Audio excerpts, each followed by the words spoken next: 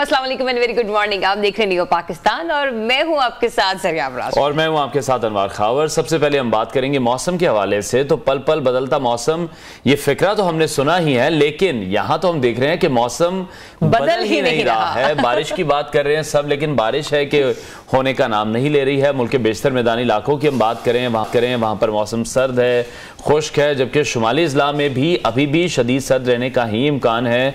बारिश के इम्कान नजर नहीं आ रहे हैं। पंजाब की बात करें, खैबर पख्तूनख्वा की बात करें, मैदानी इलाकों की बालाई सिंध में भी धुंध और स्मोक छाए रहने का इम्कान तो है, और इस्लामाबाद में भी कहा जा रहा है कि मौसम सर्द और खुश्क ही रहेगा। और इत्तेफाक से अगर बात की जाए इस्लामाबाद की, तो वहां पर मौसम कभी इस तरह से खुश्क रहा नहीं है। हमने देखा है कि वहां पर सर्दियों की बारिश भी बहुत जल्दी हो जाती है। गर्मियों के सिलसिले में भी अगर देखा जाए तो वहां पे 3-4 दिन के बाद या 1-1.5 हफ्ते के बाद बारिश हो जाती है। लेकिन ये जो मौसमियाती तब्दीलियां हैं ये बड़ी तेजी से हो रही हैं, और अब इस्लामाबाद जैसे मकामात जो हैं जहां पे हरियाली बहुत ज्यादा है, सब्जा बहुत ज्यादा है, वो भी इस चीज से इस वक्त जो है ना वो सफर कर रहे हैं। ताहम सुबह के औकात में बाज़ मकामात पर कोहरा पड़ने का इम्कान है, और केपीके के जो बेशतर अजला है वहां पर मौसम सर्द और खुश्क है, जबकि जो बालाई इलाके हैं वहां पर शदीद सर्दी बताई जा रही है। पंजाब की तरफ आए, इस बेल्ट में बेशतर इलाकों में मौसम खुश्क रहेगा, सर्दी रहेगी।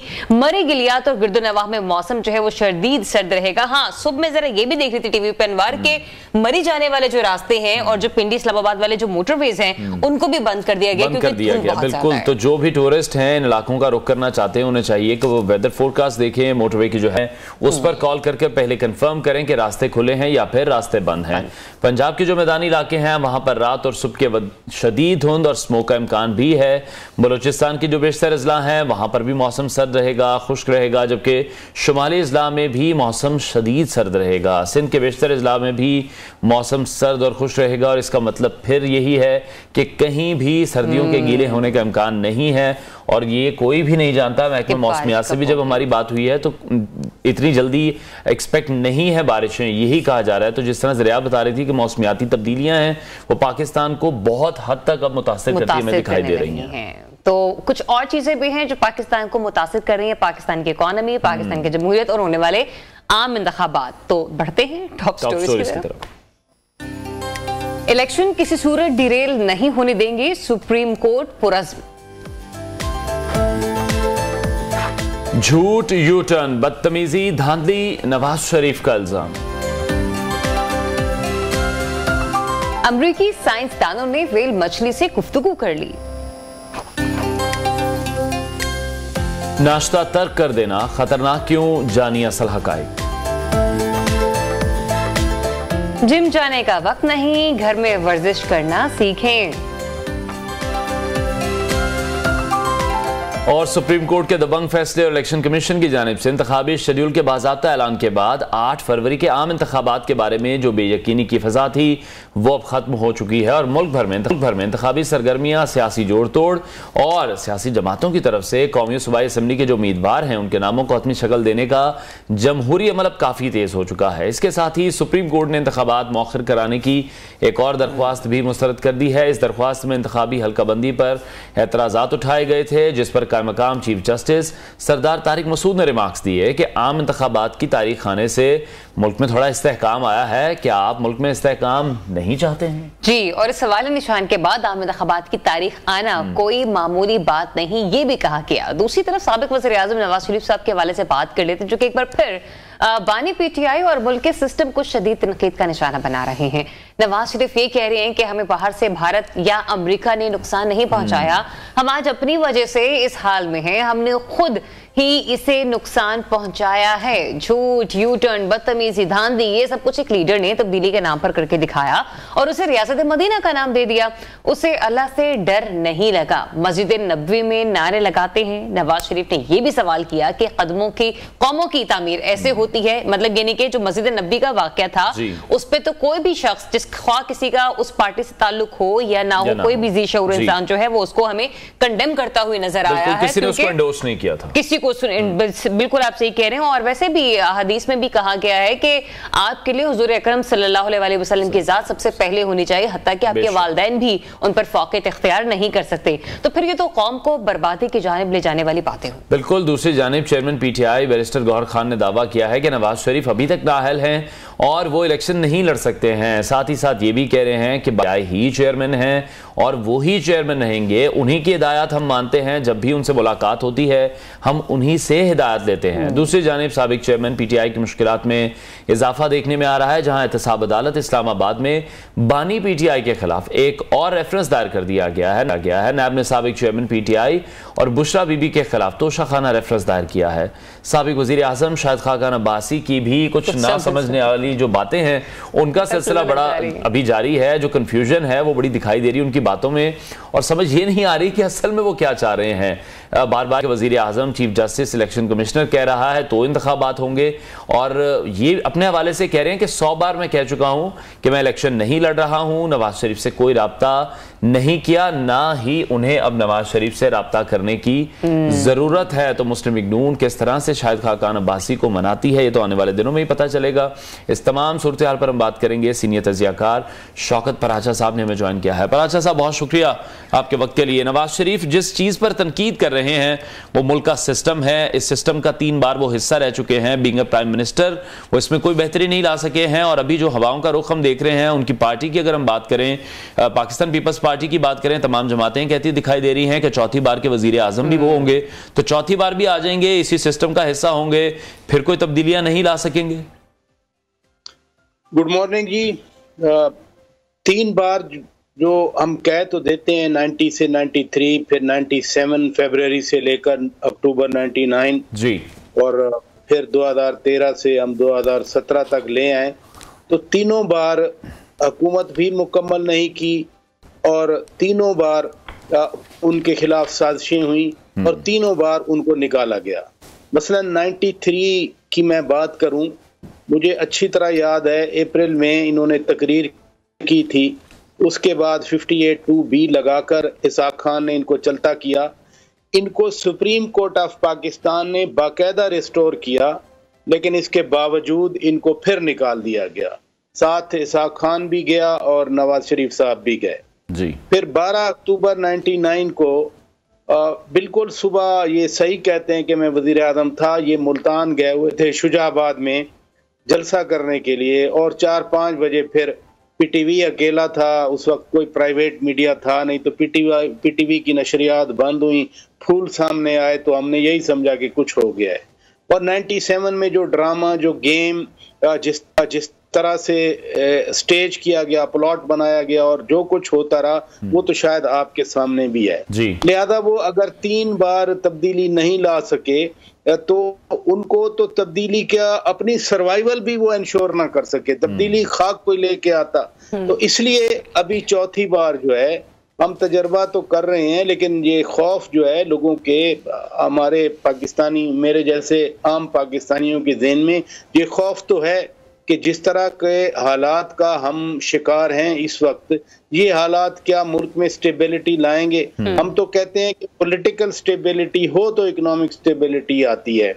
अब तो इस एक यूनिवर्सल ट्रूथ के खिलाफ भी बातें शुरू हैं कि नहीं पॉलिटिकल स्टेबिलिटी जरूरी नहीं होती इकोनॉमिक स्टेबिलिटी के लिए, वो कहीं ना कहीं किसी न किसी की एग्जांपल लेके आ जाते हैं। तो लिहाजा इस मुल्क में एक अपना ही दस्तूर है और अपने ही दस्तूर पे ये मुल्क गेम्स करके चलाया करते हैं। लिहाजा दुआ करें कि अल्लाह खैर करे, इलेक्शन हो जाए वक्त पर। 8 फरवरी पत्थर पर लकीर अब कह तो रहे हैं, तो इलेक्शन के बाद स्टेबिलिटी है पाकिस्तान में। जो असल पाकिस्तान के मसाइल हैं, मसलन पॉपुलेशन देख लें, बांग्लादेश हमसे ज्यादा था पॉपुलेशन में, अब बांग्लादेश ने अच्छा इफेक्टिव मौसर प्रोग्राम चलाया, 170 मिलियन तक वो अपनी पॉपुलेशन को लेके आए, और उनका जो रिसोर्स है उसके मुताबिक अब कम से कम वो एजुकेशन पे खर्च कर रहे हैं, वो हेल्थ पे खर्च कर रहे हैं। 12% GDP अपना वो एजुकेशन पे खर्च करते हैं, हम तो 2% भी खर्च नहीं करते।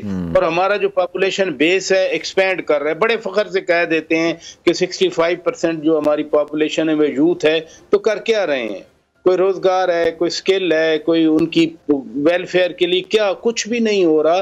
तो एक टिकिंग एक सा एक्सप्लोजन है जिसपे हम बैठे हुए हैं, खुदा खैर करे। तो फिर पराजत साहब, जो होने वाले आम इंतखाबात है और इसके नतीजे में जो बनने वाली हुकूमत है, क्या लग रहा है आपको कि जहां पर हम लोग परेशानी हमारी वहीं की वहीं है, कोई भी वज़ीर-ए-आज़म अपनी जमहूरी हुकूमत जो है वो पूरी नहीं कर पाता, वो टेन्योर कंप्लीट नहीं कर पाता, तो आगे पॉलिसियां फिर कैसे बनेंगी? क्योंकि आपने कहा ना कि इस यूनिवर्सल ट्रूथ को भी निगेट करने की कोशिश की जा रही है कि जरूरी नहीं है कि फाइनेंशियल स्टेबिलिटी के लिए पॉलिटिकल स्टेबिलिटी का होना बहुत जरूरी है। तो फिर क्वेश्चन मार्क तो वही है, या फिर ये आम इंतखाबात जो है वो सिर्फ एक प्रैक्टिस सेशन है और फिर एक नई हुकूमत लाकर बिठा दी जाएगी? मियां नवाज शरीफ साहब यही तो बात पूछ रहे हैं, बार बार यही तो सवाल कर रहे हैं। और जो बिलावल भुट्टो जरदारी आप ही के शहर में कल लाहौर में, उन्होंने क्या जबरदस्त बात की कि भाई जो भी जीते हर एक को हिस्सा लेना का इजाजत हो, जो भी जीते वो हुकूमत बनाए। बिलावल भुट्टो जरदारी के पीछे सामने वकला खड़े होकर इमरान खान का नारा लगा रहे थे और वो कह रहे थे मुझे कोई मसला नहीं है। यही जमहूरियत है, यही सियासत है, हर कोई अपने नुक्ता नजर पे बात करे। ये जो 8 फरवरी का इलेक्शन है जिसकी आप बात कर रही हैं कि एक प्रैक्टिस है, आप इमेजिन करें कितने मुश्किलात से हम 8 फरवरी की तरफ बढ़ रहे हैं। मसलन चीफ जस्टिस ऑफ पाकिस्तान ने कहा कि पत्थर पे लकीर है, फिर वो लाहौर के एक जज ने फैसला दे दिया। खुद सुप्रीम कोर्ट अपने ही लाहौर हाई कोर्ट के जज के बारे में लिख रही है कि लाहौर हाई कोर्ट ने डिरेल करने की कोशिश की और उमैर नियाज़ी को तो नोटिस भी हो गया। एक पिटिशनर को तौहीन अदालत का नोटिस हुआ, तो जिस जज ने बकौल सुप्रीम कोर्ट डिरेल किया उसके बारे में अभी तक हमने कुछ नहीं सुना। फिर उसके बाद हल्का बंदियों की बुनियाद पर ये पिटिशन लेके पहुंच गए कि किसी तरह तब्दील हो जाए, वो भी सुप्रीम कोर्ट ऑफ पाकिस्तान को रास्ता बंद करना पड़ा। हालांकि रूल्स हैं कि शेड्यूल आ जाए तो फिर हल्का बंदी चैलेंज नहीं होती, ये बगैर पढ़े वकला पिटिशनर वहां पहुंच गए। अब कल जो बयान आया पाकिस्तान बार काउंसिल का और दूसरी बार्स का, मुझे बड़ा ही दुख हुआ, इसलिए कि जिन सीनियर वकला को और उन तंजीमों के मुंतखब सदूर या चेयरमैनों को यह भी नहीं पता कि चीफ इलेक्शन कमिश्नर साहब सरगोदा जिला के हैं या जेलम जिला के हैं। यानी मेरे जैसा एक जर्नलिस्ट वो समझता है कि ये भेरा जो है, भेरा सरगोदा जिला में है, तो पाकिस्तान बार काउंसिल को इतना भी पता नहीं है कि वो जेलम से हैं या भेरा से हैं। मकसद क्या था कि सिर्फ एक टांग अड़ानी अपनी, और उसमें शकूक व शुबात पैदा करने, और थीसिस फैलाया जा रहा है कि जी चीफ इलेक्शन कमिश्नर भी रिजाइन कर जाएंगे, कुछ मेंबर्स भी रिजाइन कर जाएंगे और इलेक्शन नहीं होंगे। कल वाज़े तौर पर इलेक्शन कमीशन ऑफ पाकिस्तान ने इतना बड़ा बयानिया जारी कर दिया कि हम किसी दबाव में नहीं आएंगे। राजा साहब, ये तो पत्थर पर लकीर हो गया कि 8 फरवरी को इलेक्शन होने जा रहे हैं, लेकिन फेयर एंड फ्री इलेक्शन पर कोई बात नहीं कर रहा है। अगर बिलावल ये कह रहे हैं कि जमहूरियत है, जो जीतेगा वो हुकूमत बना ले, लेकिन पाकिस्तान तहरीक इंसाफ का ये स्टांस नहीं है। उनका तो स्टांस यही है कि उनको तो दीवार के साथ लगा दिया गया है, उन्हें कोई कैंपेन करने नहीं दी जा रही है। जलसे तो बहुत दूर की बात है, जो वर्चुअल जलसा करने की उन्होंने कोशिश की वो उन्हें नहीं करने दी जा रही। फिर होगा तो वही कि फिर पीटीआई नहीं मानेगी इन इंतखाबात को। दो एस्पेक्ट हैं आपके सवाल में। ये बिल्कुल दुरुस्त है कि पीटीआई नहीं मानेगी, जिस तरह एग्जैक्टली 2018 के इलेक्शन को नून लीग, पीपल्स पार्टी या जेयूआई ने नहीं माना था पर्टिकुलरली, लेकिन वो असेंबली का हिस्सा थे।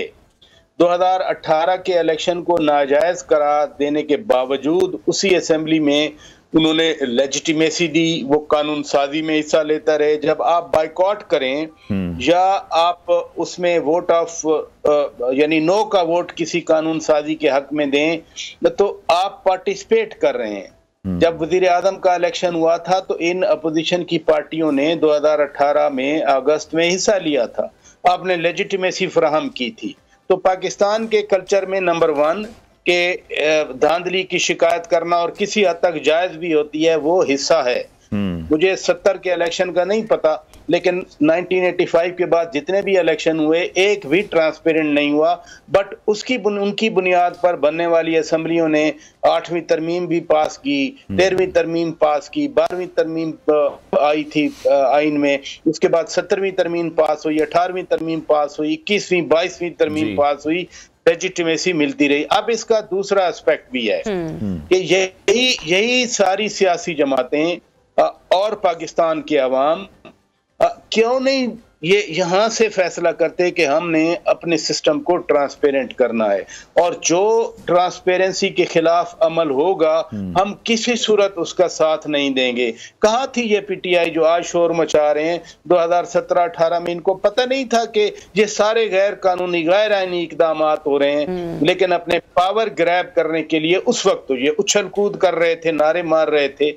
मैं किसी को अब इस वक्त नहीं हिट करना चाह रहा, लेकिन मैं इतना कह रहा हूं कि सारी सियासी जमातों को, पाकिस्तान के लोगों को, बड़े बाशऊर लोग हैं, वाइब्रेंट मीडिया है, एक दफा तो यक जबान होकर ये बात करनी चाहिए कि ट्रांसपेरेंसी आनी चाहिए। फिर इसमें बारी ने लगना ना लोगों के लिए बहुत मुश्किल हो जाएगा। जो गलती पाकिस्तान तहरीक इंसाफ कर चुकी है, बाकी जमातें वो अपने माजी में कर चुकी हैं, और मुस्तकबिल में भी हम बदकिस्मती से यही देख रहे हैं कि यही सब चीजें दोहराई जा रही हैं। लेकिन जो अवाम है वो अब इस गलती को तस्लीम करने के लिए किसी भी तरीके से तैयार नहीं है। दूसरा ये कि पाकिस्तान तहरीक इंसाफ के हवाले से ये बातें सामने आ रही हैं कि अगर उनसे बल्ले का निशान ले भी लिया जाता है तो आजादाना हैसियत में उनके जो कायदीन हैं या फिर उनके जो लीडर हैं या जो टिकट होल्डर्स हैं वो आजाद हैसियत में इलेक्शन लड़ेंगे। आपको क्या लगता है कि जब आम इंतखाबात सर पे हैं किसी पार्टी से, अगर का मैं फिक्र इस्तेमाल कर रही हूँ यहाँ पर, इंतखाबी निशान यानी कि बल्ला ले भी लिया जाता है, तो क्रेडिबिलिटी पर सवाल ये निशान रहेंगे इलेक्शन कमीशन की या फिर नहीं रहेंगे, और क्या रिजल्ट होगा फिर आने वाले नए आम इंतखाबात में? देखें, पीटीआई भी कोई मुख्तलिफ नहीं है दूसरी जमातों से। जब दूसरी जमातें अगर उनके साथ होने वाली जो पीटीआई कहती है ज्यादती है उस पर चुप हैं, तो खुद पीटीआई के लोग भी कल कह रहे थे कि जी बाकी सियासी जमातों के अंदर भी तो इलेक्शन ऐसे ही होते हैं, यानी फिर आप भी तो उसी डगर पे हैं जिस डगर पे बाकी चले हुए हैं, फिर आप क्यों कह रहे हैं कि बाकी हमारे साथ ज्यादती हो रही है और बाकियों को एक तरह का दुल्हा बना के पेश किया जा रहा है? तो अगर हमाम में सब बराबर हैं तो मैं बात कर रहा हूं सबको कोशिश करनी चाहिए, सबको आगे बढ़ना चाहिए। बल्ले का अगर निशान नहीं मिलता तो इट मींस के मसाइल और बढ़ेंगे। सेनेट का इलेक्शन था, इसी तरह नून लीग के लोगों को टाइगर का, शेर का निशान नहीं मिला था और सेनेटर्स को इंडिपेंडेंट आना पड़ा था रिटर्न होके। उसमें इंडिपेंडेंट या किसी और पार्टी डिसिप्लिन की पाबंदी ना हो तो फिर मैनिपुलेशन और मैनूवरिंग का बड़ा डर होता है कि जो कोई कानूनी आईनी कदगन नहीं होती कि आप किस पार्टी में बैठे हैं किसी पार्टी और में चले जाएं, because you are independent. Mohsin लगारी साहब जीते थे, नून लीग की सपोर्ट से सेनेटर बने थे, लेकिन बाद में वो पीटीआई को सपोर्ट करने लग गए। तो जब आप इंडिपेंडेंट होंगे, इंडिपेंडेंट मीन आप पे क्रॉस जो फ्लोर क्रॉसिंग है वो लॉ अप्लाई नहीं होगा, एंटी डिफेक्शन लॉज आप पे अप्लाई नहीं होंगे। तो जो कोहर्जन है हमारे मुल्क में, यानी ताकत का इस्तेमाल है हमारे मुल्क में, ब्राइब करने का रिवाज है हमारे मुल्क में, प्रेशराइज करने का रिवाज है हमारे मुल्क में, फिर उस माहौल में मैनूवर करना आसान हो जाता है। ये सेटबैक होगा, ये बहुत बड़ा नुकसान होगा पीटीआई के लिए अगर उनके पास बल्ले का निशान नहीं है। ठीक है पराचा साहब, जिस तरह से नवाज शरीफ भी हम देख रहे हैं कुछ बातें करते दिखाई दे रहे हैं चेयरमैन पीटीआई के हवाले से कि मुल्क का जो सियासी कल्चर था उसमें हिजानी कैफियत को उन्होंने जन्म दिया। एक तरफ अगर हम उनके लबो लहजे की बात करते हैं, दूसरों को हर वक्त वो चोर डाकू कहते थे, उनसे हाथ नहीं मिलाते थे और यही बात कहकर हाथ नहीं मिलाते थे कि ये तो चोर हैं, इनसे क्या हाथ मिलाना है। फिर जो झूठ थे उनको फिर यूटर्न का नाम दे देते थे। इसके बावजूद वो रियासत मदीना जैसी मुकद्दस जगह का नाम भी लेते रहे हैं उसके जी उस तरह का सिस्टम हम बनाएंगे। नवाज शरीफ अब जो बातें जो तनकीद उन पर कर रहे हैं, आप उनको दुरुस्त समझते हैं कि जो सियासतदानों की सियासत थी उसको बहुत डैमेज कर गई पाकिस्तान तहरीक इंसाफ? इमरान खान तो खुद भी कहते रहे कि जब वो हट गए इक़्तिदार से तो वो कहते थे कि जी हमने तो इनको चोर डाकू कहा क्योंकि हमें एस्टेब्लिशमेंट कह रही थी। इमरान खान किसी चीज को ओन ही नहीं करते। वो चीफ जस्टिस, आज के चीफ जस्टिस काजी फायद ईसा साहब के खिलाफ रेफरेंस आया, गलत था, रिजेक्ट हो गया सुप्रीम जुडिशल काउंसिल की तरफ से, लेकिन इन्होंने कहा कि जी वो हमें तो फरोग नसीम साहब ने कहा था। अच्छा, फिर जो हमें निकाला जी, पहले कहा अमेरिका ने निकाला, फिर ने कहा नहीं जी जनरल बाजवा ने साजिश की थी, फिर बात मोहसिन नकवी साहब तक पहुंच गई और अब बात किसी और तक पहुंच गई है। तो आप किस बात का यकीन करेंगे? यानी अगर आप प्राइम मिनिस्टर होते हुए आप जिम्मेदारी नहीं लेते कि एक सुप्रीम कोर्ट के मुअज़्ज़िज़ जज के खिलाफ आप रेफरेंस दे रहे हैं, उनकी फैमिली तक को आप इम्प्लीकेट करके ड्रैग करके घसीट रहे हैं आप, फिर at the end of the day आप कहते हैं कि मुझे तो पता ही नहीं है, मुझे तो टीवी देख के पता चला कि डॉलर डिवैल्यू, रुपी डिवैल्यू हो गया और डॉलर की कीमत चढ़ गई है। ये ममलकत खुदादाद पाकिस्तान है, ये 246 मिलियन लोगों का मुल्क है। स्टेट क्राफ्ट ऐसे नहीं होती सुनी सुनाई बातों से। सबसे बड़ा मसला तो यही है कि हमारे यहाँ गेम्स चलती हैं, गेम्स में ऐसे लोग ऊपर आ जाते हैं, उनको मुल्क संभाल। किधर गए वो अरस्तु? वो कहते थे 100 दिन में, 90 दिन में, 6 महीने में हम पाकिस्तान बदल के रख देंगे। पाकिस्तान ऐसे बदला बजाय इसके कि पाकिस्तान ऊपर जाता। भारत में इस वक्त 600 अरब डॉलर का फॉरेन एक्सचेंज पड़ा है। हमारे यहाँ जो स्टेट बैंक है 6-7 अरब, टोटल 6 या 7 अरब है, और बाकी तो प्राइवेट बैंक्स के पास है। तो आप कहां अपना कंपैरिजन कर रहे हैं? पाकिस्तान को कहां प्लेस कर रहे हैं आप? सिर्फ इन गेम्स की वजह से, ऐसे लोगों की वजह से जिनको किसी चीज का पता नहीं होता, उनको हमारे सर पे बिठा दिया जाता है। और आज तो सबको फिक्र है ना, आज ये नहीं है कि सिर्फ मुझे और आपको फिक्र है या गली मोहल्ले में रहने वाले स्ट्रीट मैन को फिक्र है कि चीजें महंगी हो गई, चीनी कहाँ चली गई। हम तो खुद ग्रो करते हैं। हमारे यहाँ हमें 5 मिलियन मेट्रिक टन शुगर हमारी कंजम्पशन है, हम 7 million metric ton sugar grow करते हैं। यानी एक चीज सरप्लस है, फिर भी हमारे लोगों की रीच में नहीं है। अब आम आदमी 200 रुपए किलोग्राम या इससे भी चीनी ऊपर चली जाए तो कहां से कंज्यूम कर सकते हैं? चले कुकिंग ऑयल का तो कह देते हैं इंपोर्ट होता है जी डॉलर में, और चीनी तो हमारे हर फील्ड में शुगर केन है, हम सरप्लस ग्रो कर रहे हैं। मैंने आपको फिगर्स बता दिए, 5 मिलियन मेट्रिक टन हमारी कंजम्पशन है, जरूरत है। हम 7 मिलियन मेट्रिक टन से ज्यादा शुगर ग्रो करते हैं, फिर भी हमारी रीच में नहीं है। तो लोगों के बारे में जब नहीं कोई सोचेगा तो फिर वो माशरा खुदा ना खास्ता बहुत नुकसान उठाता है। अच्छा सर, यहाँ पर तो आप इन तमाम चीज़ों के हवाले से बात कर रहे हैं ना, जो कि शेख रनौश के हवाले से, लेकिन इससे पहले आप गुफ्तगू ये भी कर रहे थे कि हमारे यहाँ सियासी जमातें जो हैं उनके पास कोई पॉलिसी नहीं होती, लेकिन वो डेफिनेटली आके हुकूमत बना लेती हैं। सिचुएशन अब हम बड़ी डाइवर्ट होती हुई देख रहे हैं कि इस वक्त जो जमातें हैं उनकी अपनी अपनी जो पॉलिसी है वो खासी तब्दील होती हुई हमें नजर आ रही है। पाकिस्तान पीपल्स पार्टी, पाकिस्तान मुस्लिम लीग नून अपने रवायती तरीके से हमें सियासत करती हुई नजर आ रही है, जबकि दूसरी तरफ हम ये देखते हैं कि पाकिस्तान जहां पर एक तरक्की पजीर मुल्क है, वहीं पर पाकिस्तान तहरीक-ए-इंसाफ वो सियासी जमात बन रही है जो कि सोशल मीडिया को बड़े ही एक मुनफरिद तरीके से इस्तेमाल करने की स्ट्रेटेजी बना रही होती है। और अभी भी हमने देखा है कि पहली बार उन्होंने एक वर्चुअल जलसा जो है वो ऑर्गेनाइज किया। कितने लोगों ने देखा, कितने लोगों ने नहीं देखा, मैं उस पर तो कोई बात नहीं कर रही हूँ। आप कमेंट करना चाहें तो जरूर कर सकते हैं, लेकिन यहां पर आप क्या देख रहे हैं कि विजन कितनी क्लैरिटी के साथ हमें आगे लेकर चलना होगा, नए नए टूल्स पर हमें काम करना होगा, ऐसी टूल्स, ऐसी इनोवेशन जिसको हमारी जो यूथ है वो सराहे। मैं तो मायूस हूं इस मुल्क से, नाम करता हूं। इसी मुल्क में हमने मोटरवेज बनाए हैं, एशिया में शायद ही किसी मुल्क में उस वक्त मोटरवे थी जब पाकिस्तान में बनाए गए। किसने बनाए थे? मियां नवाज शरीफ अभी भी वो जिंदा हैं, अल्लाह जिंदगी दे, सबको जिंदगी दे। और चौथी बार तो आप खुद भी अभी जिक्र कर रहे थे, यानी लाहौर से इस्लामाबाद आते हुए कितनी प्रॉब्लम होती थी। इमेजिन कि अभी वही हम जीटी रोड पे डिपेंड कर रहे होते तो हमें तो 12 घंटे लगने थे।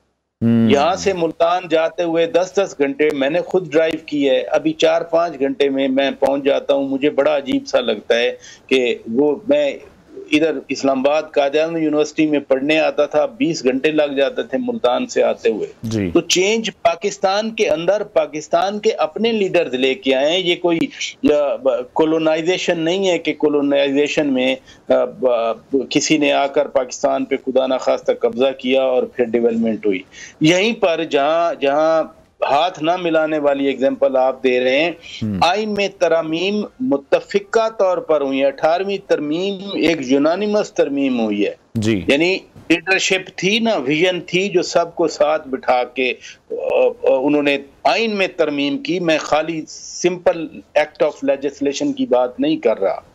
आइन में तरमीम हमारे सामने अभी हुई ना पीपल्स पार्टी के दौर में, और उसमें मुस्लिम लीग भी थी, उसमें ANP भी थी, JUI भी थी, सारे लोग थे। तो इसलिए पाकिस्तान के अंदर सोच भी है, पाकिस्तान के अंदर विजन भी है, और जब भी कोई जमात आई है वो अपनी विजन से, मसलन PMLN ने कहा कि हम डेवलपमेंट करेंगे, उन्होंने ऑरेंज ट्रेन तो पाकिस्तान में चला के दिखाई ना, मेट्रोज बना के दिखाई। रावलपिंडी इस्लामाबाद में हाईएस्ट वैगन चलती थी, इतने लोग ख्वार होते थे जगह जगह पे। अब एक अच्छे मोज़ेज़ तरीके से पिंडी सदर से बस में बैठते हैं, सेक्रेटेरिएट तक आ जाते हैं। ये किसने बनाया? ये कोई फरिश्ते तो नहीं आए, ये पाकिस्तान की अपनी लीडरशिप ने। अब ये वर्चुअल जलसे वाली आपने बात की, कल यहाँ इस्लामाबाद में एक जोक चलता रहा कि कहीं ये ना हो कि वर्चुअल हुकूमत बना के ऐलान कर दें कि हमने अपनी हुकूमत बना ली है और फिर पाकिस्तान से चलाना है। डिजिटल टेक्नोलॉजी है, फायदा उठाना चाहिए। सियासी जमातें जैसी भी हैं उनको हक हासिल है वो अपना लोगों तक और प्रैक्टिकली अवाम के लिए जरूर कुछ करके दिखाएं अगर जो भी हुकूमत में आता है। ठीक है, बहुत शुक्रिया सीनियर तजियाकार शौकत पराचा साहब हमारे साथ इन कॉन्वर्सेशन थे। नाज़रीन ब्रेक लेते हैं, ब्रेक के बाद आपको दोबारा ज्वाइन करेंगे। Stay tuned Pakistan.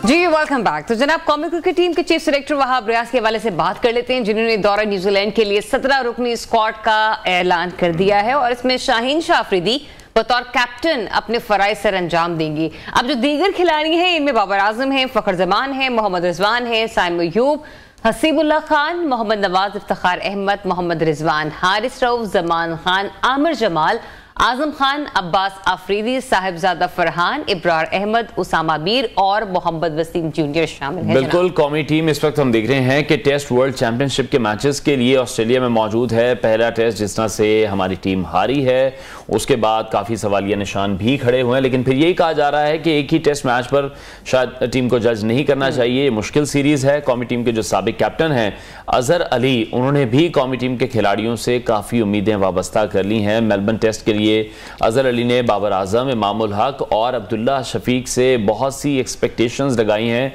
कि ये अच्छा परफॉर्म करेंगे और पाकिस्तानी जो बैटिंग लाइन है उसको लीड करते दिखाई देंगे। इसके साथ साथ टेस्ट क्रिकेटर इफ्तिखार अहमद कह रहे हैं कि पाकिस्तान को रेड बॉल क्रिकेट में कामयाबी के लिए एक दिन में 250 रन वाली जो सोच है उसको जरूर बदलना होगा। जो मॉडर्न डे क्रिकेट की हम बात करते हैं, जो कि बाकी टीम्स उस पैटर्न पर चलती हमें दिखाई दे रही हैं, और वो यही कह रहे हैं कि अब वो जमाने जा चुके हैं जब 200 या 250 रन बनाए जाते थे एक दिन में।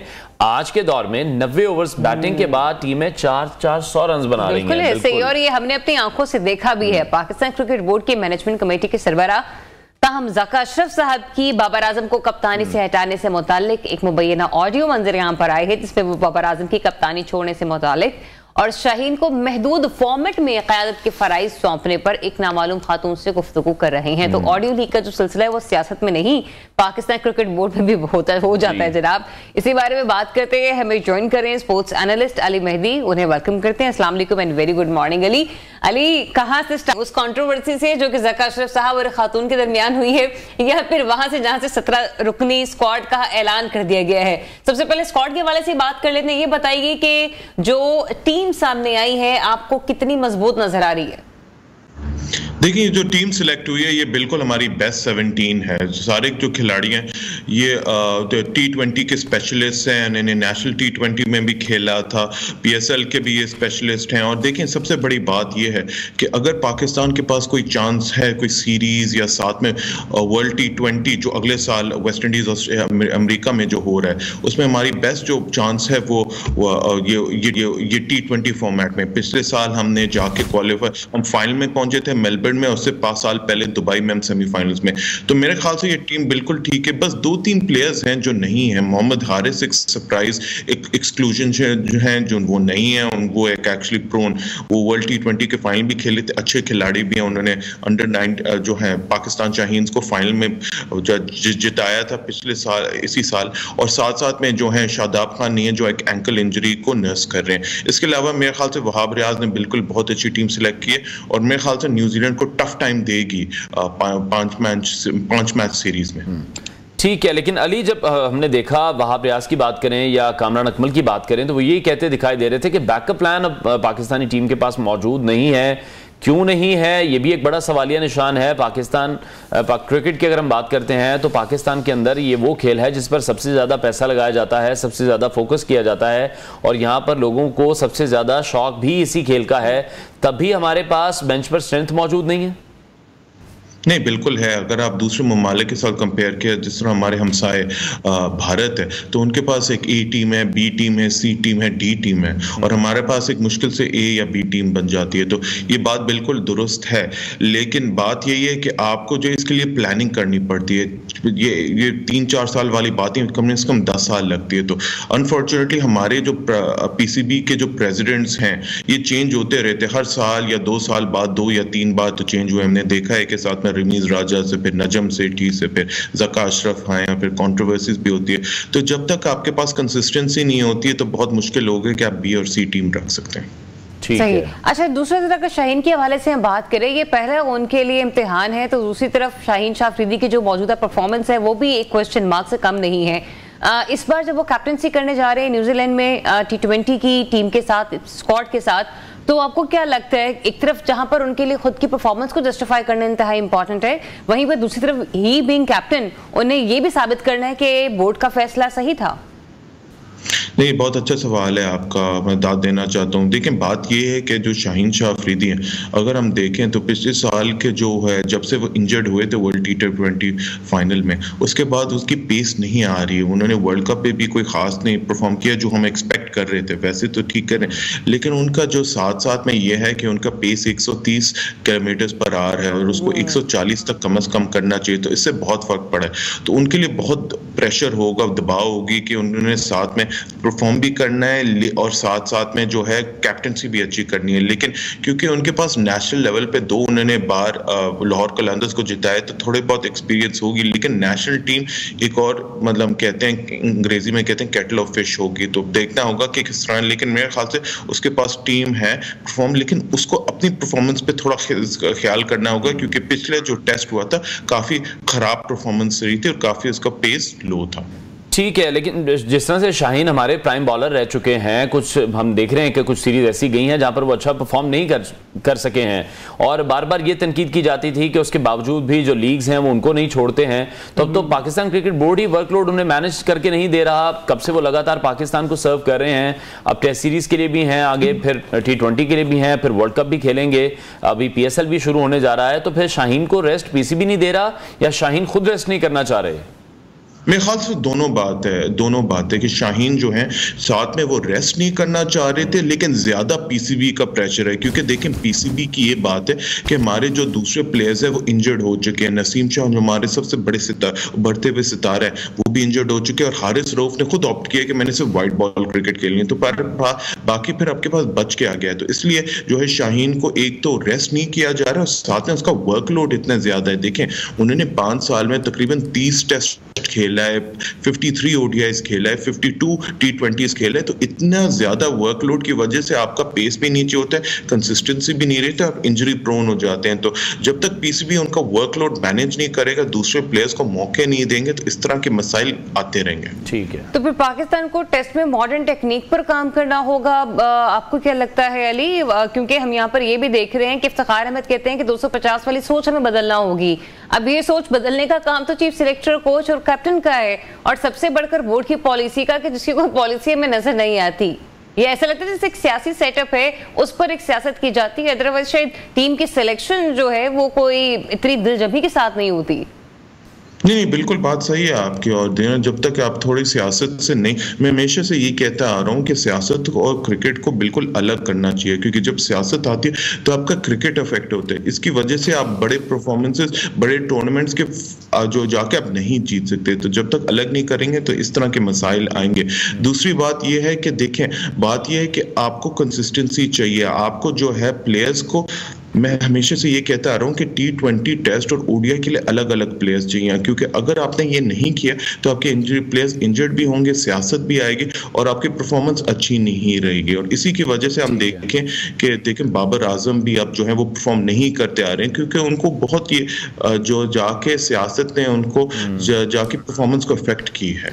ठीक है। अच्छा, जिस तरह हमने पहले देखा कि बाबर आजम की जो चैट के स्क्रीनशॉट्स थे वो लीक किए गए, वो शेयर कर दिए गए, और भी यही मामला ज़का अशरफ साहब के साथ हो गया है, उनकी ऑडियो लीक कर दी गई है। शायद अब उन्हें एहसास हो रहा होगा कि ये किस किस्म की नज़ाकत वाला मामला है। तो ज़का अशरफ किससे बात कर रहे हैं, असल मामला है क्या, पीसीबी में चल क्या रहा है, कोई पूछगिछ ही नहीं है यहाँ पर?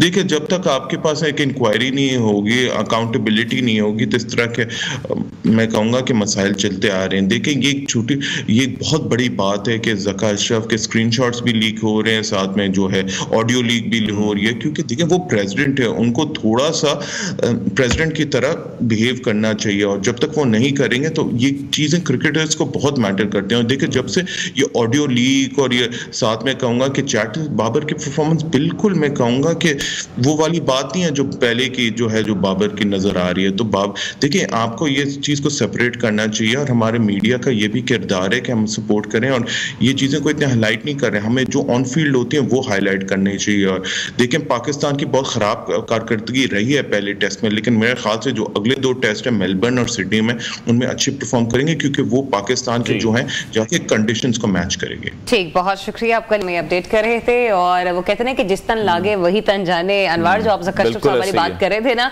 तो शायद कि हो सकता है आज ज़का अशरफ साहब के साथ ये मामला हुआ है, उनको खुद को भी ख्याल आ जाए कि कुछ ना कुछ ऐसी एहतसाब की पॉलिसी होनी चाहिए क्रिकेट बोर्ड के अंदर भी, जहां पर इस चीज का थोड़ा चेक एंड बैलेंस रखा जाए, क्योंकि इससे लोगों के करियर बड़े खराब हो जाते हैं। बिल्कुल ऐसे, जो उनकी पर्सनल लाइफ है वो भी डिस्टर्ब हो जाती है। जिस तरह से हम बाबर की बात कर रहे हैं, तो उनकी परफॉर्मेंस अब हमें वो काफी डिमोरलाइज भी नजर आ रहे हैं, और परफॉर्मेंस उनकी काफी कॉम्प्रोमाइज भी हो चुकी है। ब्रेक लेते हैं, ब्रेक के बाद आपको दोबारा ज्वाइन करेंगे। Stay tuned new Pakistan.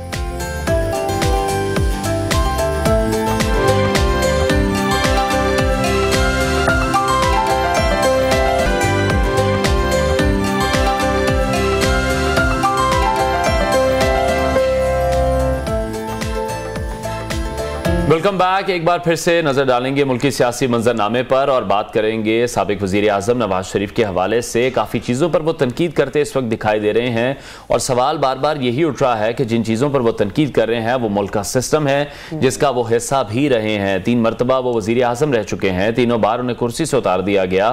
तो क्या ये मसला नवाज शरीफ का नहीं है, मुल्क का मसला है? कोई भी वजीर आजम जब हमने देखा अपनी मुद्दत पूरी नहीं करता तो फिर नुकसान तो मुल्क का ही होता है। जब हम पड़ोसी ममालिक की बात करते हैं और वहां पर देखते हैं, बांग्लादेश की अगर हम बात करें, हिंदुस्तान की अगर हम बात करें, तो कंसेक्टिवली 10 से 15 साल की हुकूमत वहां पर अगर की गई है इन दोनों हुक्मरानों की तरफ से, और जिस तरह से मोदी साहब की बात करते हैं या शेख हसीना वाजिद साहिबा की बात करते हैं, तो कंसिस्टेंसी हमें वहां पर नजर आ रही है। पॉलिसीज एक जैसी हैं, इन कंट्रोल चीजें चल रही हैं, तो मुल्क का भी वहां पर फायदा होता हमें दिखाई दे रहा है। जब हम पाकिस्तान की बात करते हैं, 2017-18 के इलेक्शन हमने देखा, पाकिस्तान मुस्लिम लीग नवाज को साइडलाइन किया गया, और जिस तरह से इलेक्शंस हुए हैं, इल्जामात लगे हैं कि आरटीएस सिस्टम को बिठाया गया। अब यही इल्जामात पाकिस्तान तहरीक इंसाफ लगाती दिखाई दे रही है कि अब पाकिस्तान तहरीक इंसाफ को दीवार के साथ लगाया जा रहा है। बिल्कुल, और इसी तमाम तर मामले पर बात कर लेते हैं। पाकिस्तान मुस्लिम लीग नून के सीनियर रहनुमा सदीकुल फारूक साहब हमें ज्वाइन करें। अस्सलाम वालेकुम and very good morning Farooq साहब। नवाज शरीफ साहब एक बार फिर से हमें जो है ना थोड़ी सी शिकायतें करते हुए नजर आ रहे हैं, लेकिन वो इस सिस्टम का हिस्सा कई बार रह चुके हैं बतौर वज़ीर आज़म।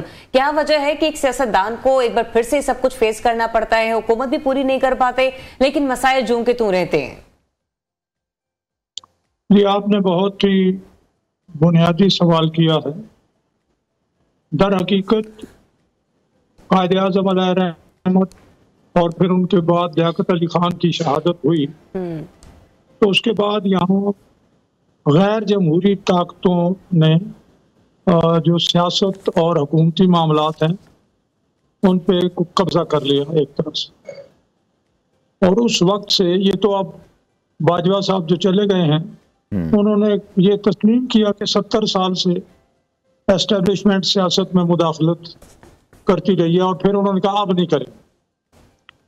तो ये जो 70 साल से मुदाखलत होती रही, खुदा जाने किस किस के मफाद के लिए क्या क्या काम होते रहे। तो आपने देखा कि पाकिस्तान किन किन यानी टूटा भी पाकिस्तान से सियाचिन और कारगिल भी चला गया, पाकिस्तान दहशतगर्दी का गोया मरकज बन गया, पाकिस्तानियों को बेचा परवेज मुशर्रफ जैसे आदमियों ने, ये सारा कुछ हुआ।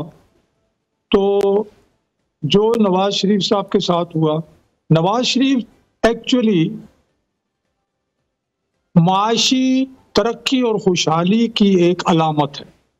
वो जब भी है, चूंकि वो मईशत को समझते हैं, गवर्नेंस को समझते हैं, तो उनका जब भी दौर शुरू हुआ वो माशी तरक्की और माशी बहाली की एक अलामत बना।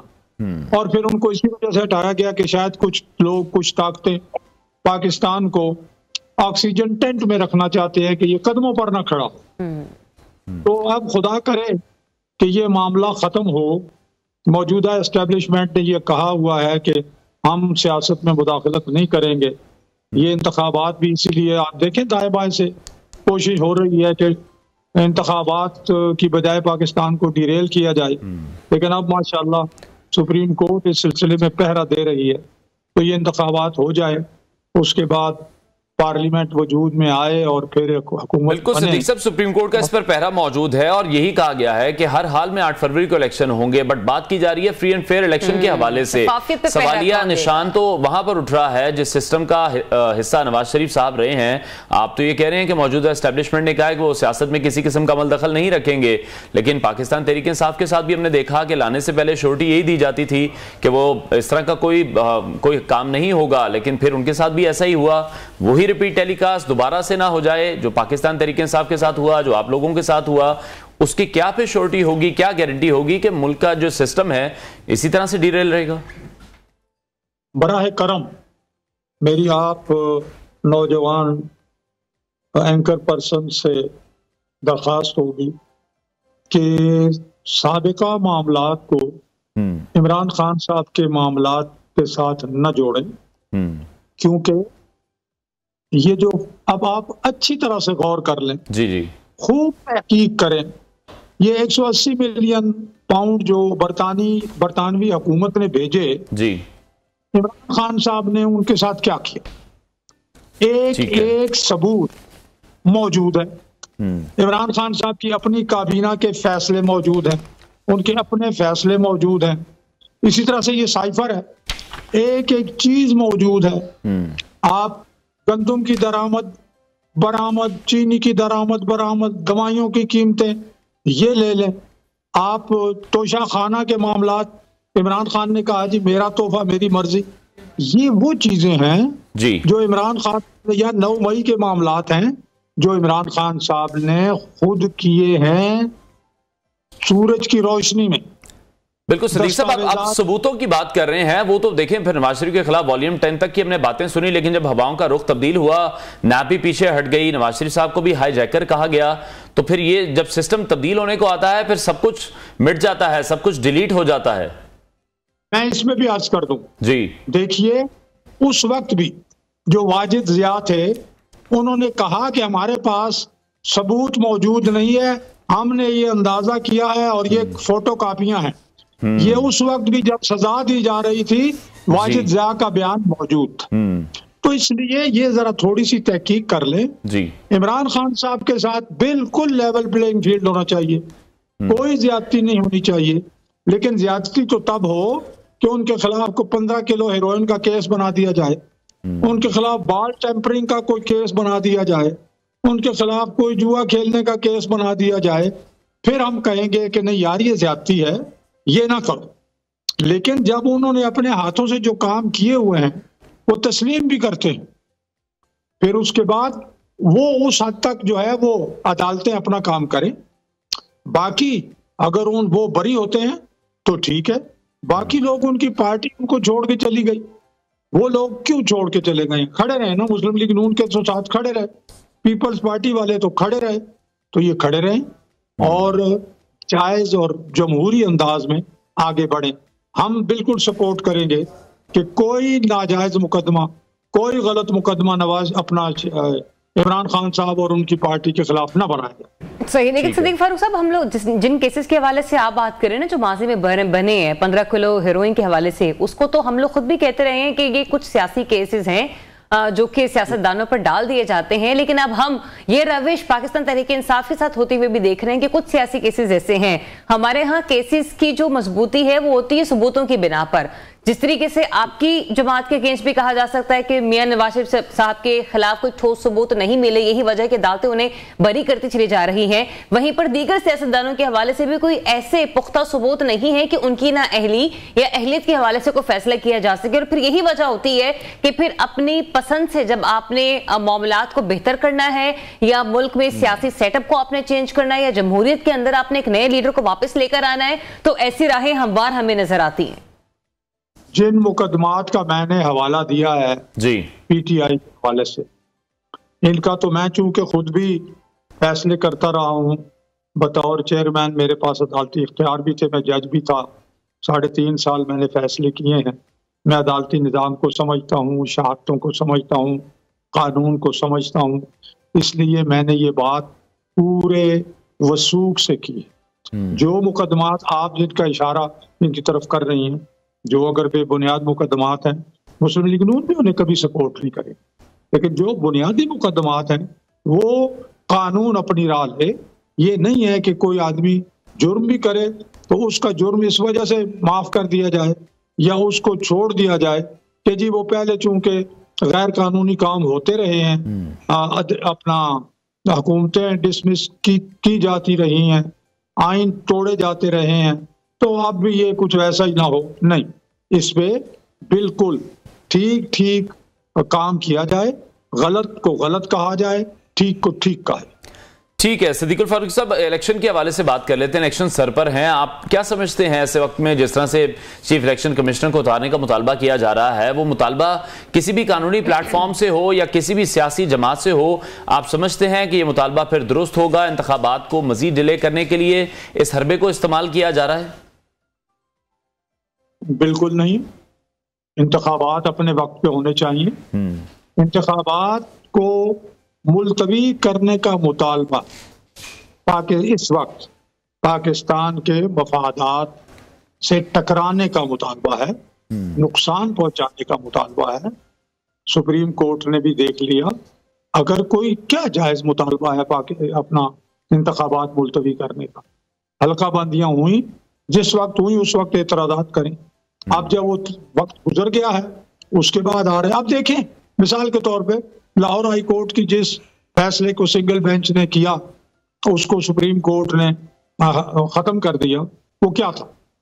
खुद चारों हाई कोर्ट्स के चीफ जस्टिस साहिबान ने चीफ इलेक्शन कमिश्नर की इस दरखास्त को मुस्तरद कर दिया कि उन्हें डिस्ट्रिक्ट अपना आरओज और डीआरओज दिए जाएं अदलिया से।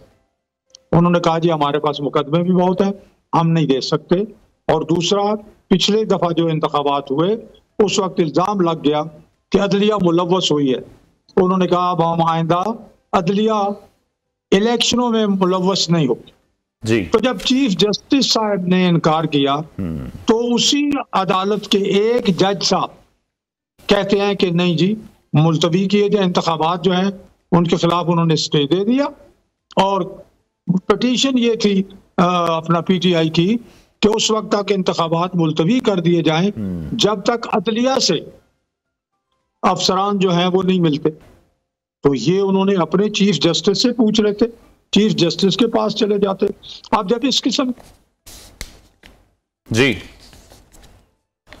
फारूक साहब के साथ राब्ता जो हमारा मुनक़ता हो गया। ठीक है, सिद्दीकुल फारूक साहब मुस्लिम लीग नून के सीनियर रहनुमा हमारे साथ इन कॉन्वर्सेशन थे, आपका बहुत शुक्रिया। एक बार फिर से उनसे कनेक्ट करने की कोशिश करते हैं। सिद्दीक साहब कंटिन्यू कीजिएगा। अच्छा जी जी, वो दरमियान में लोग फोन करते हैं, कोई फोन जी जी मैं ये अर्ज कर रहा हूँ कि बिल्कुल पाकिस्तान को अब मेरिट चाहिए, अदलो इंसाफ चाहिए, इंतखाबात चाहिए, इंतखाबात के जरिए हुकूमतें बने, बिल्कुल कोई धांधली नहीं होनी चाहिए जी। धांधली अगर हो तो ये धांधली भी आईन पाकिस्तान के खिलाफ, कानून के खिलाफ जुर्म है और पाकिस्तान के मफादात के खिलाफ जुर्म। अवाम को अपना वोट मिलना चाहिए, लेकिन मुजरिमों को इंतखाबात में हिस्सा लेने की इजाजत नहीं होनी चाहिए। ठीक है, बहुत शुक्रिया। मुस्लिम लीग नून के सीनियर रहनुमा सदीकुल फारूक साहब हमारे साथ इन कॉन्वर्सेशन थे। नाजरीन, आगे बढ़ते हैं और अब कुछ बात करते हैं गजा के हवाले से, जहां फौरी और देरपा जंगबंदी का मामला एक बार फिर से खटाई में पड़ गया है। इस हवाले से अक़वाम मुत्तहिदा की सलामती काउंसिल में करारदाद पर वोटिंग तय थी, जिसे एक दिन के लिए मौखर कर दिया गया था। करारदाद का मसवदा पेश करने वाले मुल्क मुत्तहिदा अरब अमारात ने पीर को होने वाली वोटिंग को एक दिन के लिए मुलतवी करने की दरख्वास्त की और दूसरी जानिब इसराइल ने गजा में एक और आर्जी जंगबंदी पर आमादगी भी जाहिर कर दी है। और होपफुली ये कहा जा रहा है कि अगर ऐसा हो जाए तो बहुत बेहतर होगा जो गजा में लोग मौजूद हैं उनके लिए। ऐसे में इस्राएली सदर के सदारती ऑफिस से जारी करदा एक बयान में यह भी कहा गया कि इस्राएली सदर ने जंगबंदी का इशारा गैर मुल्की सफीरों से गुफ्तगू करते हुए दिया है।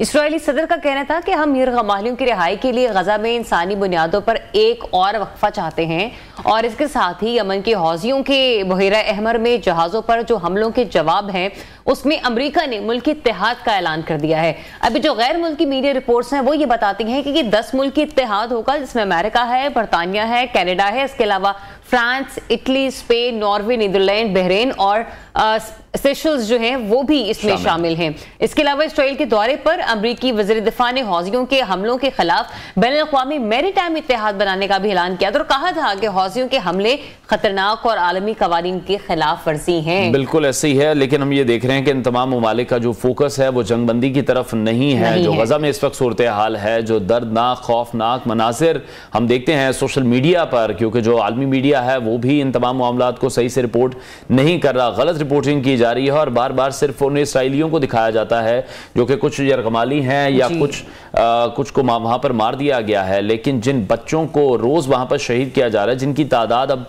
8000 से भी तजावी है और अगर हम फलस्तीनियों की बात करें तो ओवरऑल जो तादाद है वो अब 20,000 से भी ज़्यादा की तजावुज कर चुकी है। तो भी ब्रेक लेते हैं ना, ब्रेक के बाद वापस आते हैं। Stay tuned.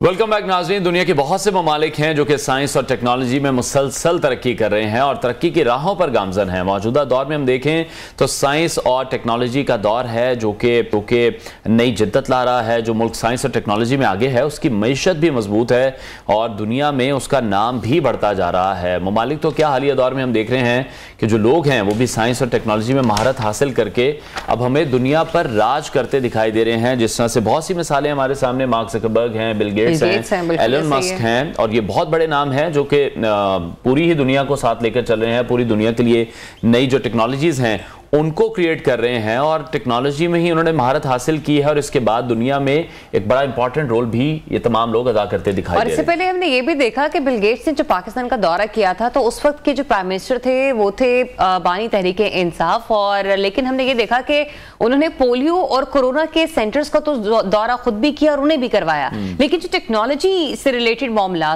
थे उनमें मदद लेने की कोई बात जो थी वो मंजर आम पर नहीं आई। और फिर हमने ये देखा कि पाकिस्तान में से सिचुएशन ये है कि साइंस के हवाले से कोई इंतहाई मुस्तंद डेटाबेस भी हमारे पास मौजूद नहीं है। अब Pakistan council for science and technology की तरफ से साइंस एंड टेक्नोलॉजी के शोबे की आदाद शुमार से मुतालिक आखिरी डेटा बुक जो है वो 2009 में शाया की गई थी। मतलब आज से कोई मेरे ख्याल से 20 साल या 2009 की बात करें 14 साल हो चुके हैं बिल्कुल ऐसे। और इससे पहले भी सिर्फ एक ही डेटा बुक शाया की गई थी। तो पाकिस्तान के निजी शोबे में साइंस और टेक्नोलॉजी के मैदान में तहकीक के लिए भी रिसर्च का कोई इदारा नहीं है, जबकि सरकारी शोबों की हम बात करते हैं साइंसी तहकीक और तरक्की के 85 इदारे कायम हैं।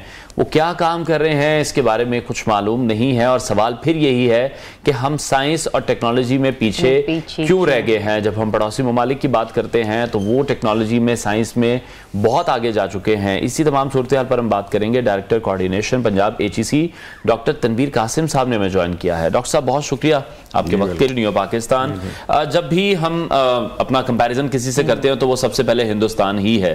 जैसे कि हम देखते हैं कि वहां पर अगर रेडी बान भी मौजूद हैं, वो QR कोड के थ्रू काम कर रहे हैं, बहुत बड़ी आबादी को वो केटर कर रहे हैं। ऑलमोस्ट हमसे 5 से 6 गुना ज्यादा उनकी आबादी है। उसके बाद भी हम देख रहे हैं कि पाकिस्तान में उस तरह से चीजों पर काम नहीं हो रहा। पेपॉल की अगर हम बात करते हैं, डिफरेंट पेमेंट्स मेथड जो हैं उनकी हम बात करते हैं, हम उन चीज़ों पर क्यों नहीं जा पा रहे हैं, क्यों अपने आप को ट्रांसफ़र या शिफ्ट नहीं कर पा रहे? बहुत शुक्रिया, बहुत ही अहम नोयत के मौजू के ऊपर आपने गुफ्तगू शुरू की है, आपका बहुत शुक्रिया। गुजारिश ये है कि पाकिस्तान में जो हायर एजुकेशन है जी, उसका जो एक कल्चर है रिसर्च के हवाले से और यूनिवर्सिटीज़ को फंडिंग देने के हवाले से, वो 2005 से शुरू होता है। 2005 से पहले तो रिसर्च नाम की, पीएचडी के नाम की, पोस्ट डॉक के नाम का पाकिस्तान में वजूद ही नहीं था। ये तो डॉक्टर अतार रहमान साहब ने यूनिवर्सिटीज़ में एक रिसर्च कल्चर को प्रमोट किया और पाकिस्तान के यानी बीसियों बल्कि सैकड़ों जो टीचर्स हैं वो हायर एजुकेशन के लिए, फर्दर रिसर्च के लिए उन्होंने फॉरेन एक यूनिवर्सिटीज़ में उनकी जो इनरोलमेंट है उसके रास्ते खोले। आज अगर हम देखें 2023 में तो ये सफ़र कोई इतना ज़्यादा नहीं है, यानी 2005 है और 2023 या 24 है जी। तो कौमों की तारीख में जो इर्तिका है, ज़िंदगी इर्तिका का नाम है और ग्रेजुअली चीज़ें जो है ना वो ठीक होती हैं। मेरा ख्याल ये है कि पाकिस्तान की जो मजमूई सूरत हाल है, जो माशी सूरत हाल है, उसका जो एक रिफ्लेक्शन है वो हर इदारे के ऊपर मुरतब होता है। अगर हम पाकिस्तान के तालीमी बजट की बात करें तो हमारी जो जीडीपी है उसका 1.7 हम तालीम के ऊपर खर्च करते हैं और हालिया बजट में अगर हम उसका वॉल्यूम देखें तो वो सिर्फ 82 अरब रुपए है। मैं ये समझता हूँ कि ये एक पीनट है। बिल्कुल। दूसरी बात यह है कि जो इनोवेशन होती है या कोई इख्तरा होती है उसके लिए जो इंटरनेशनल जो एक स्टैंडर्ड्स हैं या दुनिया के जिन ममालिक ने तरक्की की है, उन्होंने एक प्राइवेट सेक्टर को बहुत ज़्यादा यानी अहमियत दी है। और जाहिर सी बात है कि आप इक्विपमेंट के हवाले से, नई इख्तराआत के हवाले से, साइंस और टेक्नोलॉजी के जो आलात हैं वो इतने महंगे हैं, डॉलर्स में हैं, वो हम नहीं खरीद सकते। हमारा जो 1.7 जीडीपी है जो एजुकेशन के ऊपर खर्च होता है उसका 90% तो तनख्वाहों में चला जाता है, पेंशन में चला जाता है। तो आप रिसर्च के लिए किस तरह लोगों को फंडिंग करेंगे?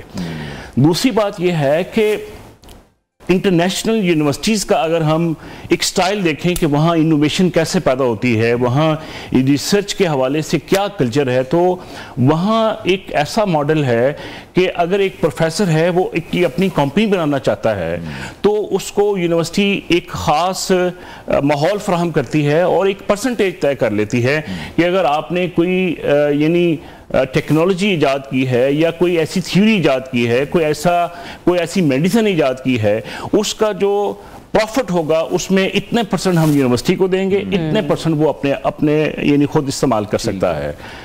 अगर हम इंडिया की बात करें, इंडिया में भी ये कल्चर है। इंडिया में भी इंडिविजुअली सतह पे और लोकल सतह पे, प्राइवेट सतह पे एक ऐसा इन्वायरमेंट है कि वो हुकूमतों के बजट के मोहताज नहीं है।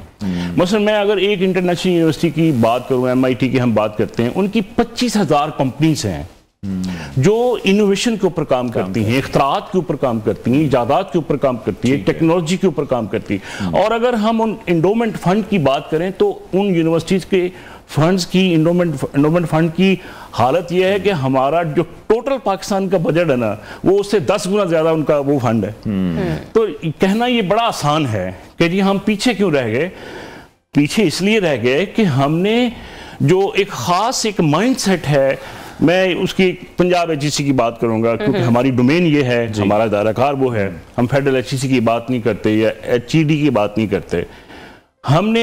हमारे चेयरमैन डॉक्टर शाहद मुनीर ने इस एक बात को अहमियत देते हुए एक आइडिया फ्लोट किया है कि पाकिस्तान की जो रिसर्च है वो लोकल इंडस्ट्री से जुड़ी हुई होनी चाहिए। उसके लिए हमने ये पॉलिसी एक इख्तियार की है कि PHEC हर एक रिसर्च स्कॉलर को मंथली 1 लाख रुपए देगी और वो 3 साल का प्रोजेक्ट है, वो 36 लाख रुपए उस स्टूडेंट को मिलेगा जो रिसर्च करेगा। और इंडस्ट्री के साथ उसका लिंकेज इसलिए जरूरी है कि आप अगर डाटा उठा के देखें, हमने जितने भी बाहर से जो PhD करके आए हैं उसके ऊपर तकरीबन कुछ 6-6.5 करोड़ रुपए खर्च आता है। अच्छा होता क्या है कि वो इंटरनेशनल सतह पे यूनिवर्सिटीज में जो रिसर्च करके आते हैं वो उनके लोकल इश्यूज के ऊपर रिसर्च होती है।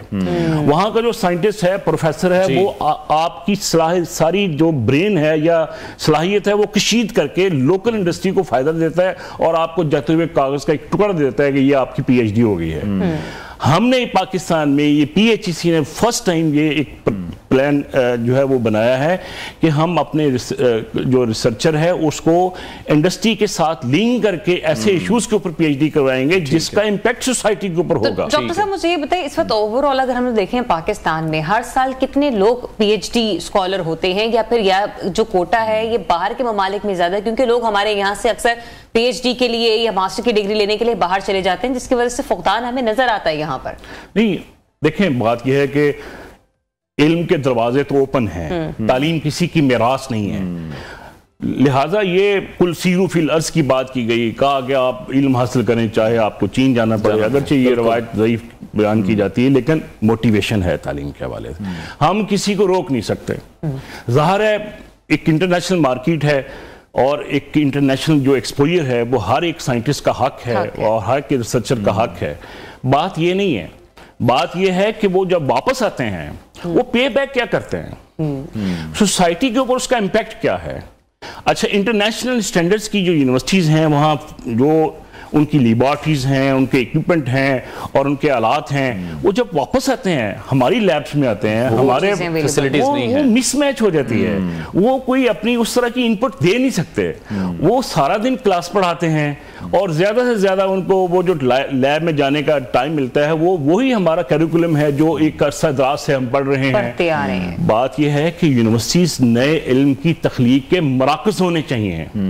Creation of knowledge basic universities का काम है और मैं ये समझता हूं कि जो कैपेसिटी बिल्डिंग है एक रिसर्चर की और एक अच्छे टीचर की, उसके ऊपर हम फोकस कर रहे हैं। हम एक ट्रेनिंग डेवलपमेंट प्रोग्राम हमने शुरू किया है, साथ साथ की ट्रेनिंग हम शुरू करवा रहे हैं। और दूसरी बात यह है कि इंडस्ट्री की हमेशा ये शिकायत होती थी कि यूनिवर्सिटी से हमें उस तरह की रिसर्च नहीं मिल रही जिस तरह हमारी इंडस्ट्री एक बूस्ट हो और वो तरक्की करे। तो हमने इस programme local indigenous PhD programme के तहत इंडस्ट्री के साथ उसको लिंक कर दिया है और वो जो इंडस्ट्री है वो हर एक स्कॉलर रिसर्च स्कॉलर को भी वो फंडिंग करेगी, पीएचईसी भी फंडिंग करेगी। इसके नतीजे में वो वाली जो एक बात होती थी कि इस पीएचडी का हमारी रियासत को, हमारी सोसाइटी क्या फायदा हो, हमारी आवाम को क्या फायदा। जिस तरह से एग्रीकल्चर सेक्टर में हमने देखा जीवन गार्लिक एक फार्मूला था जिसकी वजह से फिर लहसन की काश्त हर किसान ने शुरू कर दी थी और लहसन पहले कितना महंगा था, अब उसकी कॉस्टिंग बड़ी कम हो चुकी है। तो ये छोटी छोटी रिसर्चेज हैं जो कि फिर हमारे लिए बड़ी फायदेमंद हैं। प्राइवेट सेक्टर को आप किस तरह से देख रहे हैं, प्राइवेट यूनिवर्सिटीज का रोल आप किस तरह से देख रहे हैं? बड़ा अच्छा काम कर रही हैं, लेकिन गिले शिकवे करती दिखाई देती हैं प्राइवेट सेक्टर। देखिए गवर्नेंस थोड़ी सी अगर बेहतर हो जाए तो प्राइवेट सेक्टर की बहुत बड़ी कंट्रीब्यूशन है तालीम में, रिसर्च में। जी देखें, अगर हम कॉलेजेस साइड की बात करें तो हमें बदकिस्मती से एतराफ करना पड़ता है कि उन कॉलेजेस की बिल्डिंग्स, वहाँ का एनवायरनमेंट, वहाँ की टीचिंग क्वालिटी, वो सारी चीजें कंप्रोमाइज्ड हैं। जी इस खला को पुर किया है प्राइवेट सेक्टर ने। मैं उसकी मिसाल देता हूँ, सुपीरियर यूनिवर्सिटी है, लाहौर यूनिवर्सिटी है, उनके जो मालिकान हैं उन्होंने बहुत बड़ी इन्वेस्टमेंट की है और मैं ये समझता हूँ कि हमारे माशरे में जो एक कंपटीशन है, जो इंटरनेशनल स्टैंडर्ड्स हैं, उस दौड़ में प्राइवेट सेक्टर ने सरकारी यूनिवर्सिटी के साथ मिलकर मुकाबला किया है और हमने तो हमेशा उनकी हौसला अफजाई की है। पीएचईसी के इश्तराक, पीएचईसी ने प्राइवेट पब्लिक पार्टनरशिप के तहत बड़े प्रोजेक्ट्स लॉन्च किए हैं। अभी हालिया दिनों में एक हमने इनोवेशन एक्सपो का इनेकाद किया, चोई अब्दुर्रहमान साहब भी मौजूद थे, हमारी दीगर प्राइवेट यूनिवर्सिटीज भी मौजूद थी। वहाँ हमने 450 जो प्रोजेक्ट्स हैं, जो मॉडल हैं रिसर्च के, साइंस के, बच्चों ने जो तैयार किए उसको हमने डिस्प्ले किया और इसमें तकरीबन कोई 47 के करीब यूनिवर्सिटीज ने हिस्सा लिया।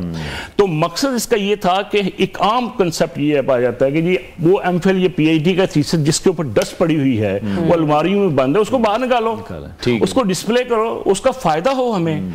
तो ये हमने पीएचईसी के प्लेटफॉर्म पे ये दूसरी सालाना हमने ये एक्सपो की और इंशाल्लाह इसको अगले साल ट्रिपल हम करेंगे। या तो मैं इस बारे में शायद अनअवेयर हूं, आप मुझे इस बारे में गाइड करेंगे। हमने देखा है कि बहुत सारी इंटरनेशनल यूनिवर्सिटीज पाकिस्तान में जो है ना वो अपने स्कॉलरशिप फेयर जो है वो ऑर्गेनाइज कर रही हैं। पाकिस्तान की जो अपनी प्राइवेट यूनिवर्सिटीज हैं, आपको लगता है कि पीएचईसी के ज़रिए तमाम उनके लिए भी एक सालाना कोई एनुअल होना चाहिए जहां पे डिफरेंट बड़ी यूनिवर्सिटीज और कॉलेजेस के ग्रुप्स आए, वो अपना प्रेजेंट करें कि वो एक्चुअली मार्केट में लॉन्च क्या कर रहे हैं, वो देना क्या चाह रहे हैं, क्योंकि बच्चों को बड़ा प्रॉब्लम होता है किसी भी अच्छी यूनिवर्सिटी या किसी भी अच्छी कॉलेज का सिलेक्शन करने के लिए।